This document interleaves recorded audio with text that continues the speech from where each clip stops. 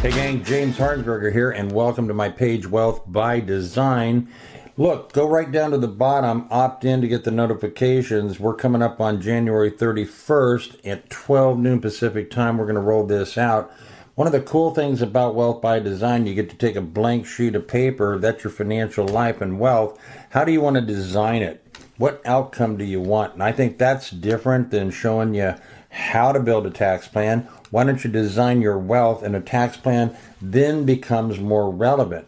A retirement plan becomes more important. A financial plan, an investment plan. All of these things brought together with the tools, the resources, the support that you're going to need.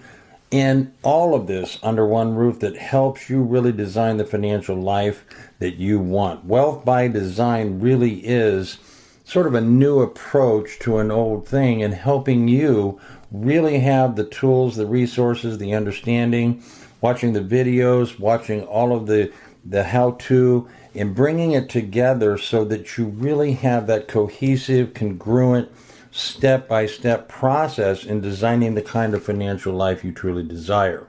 We're really excited about getting ready to launch this on January 31st, 12 noon Pacific Standard Time.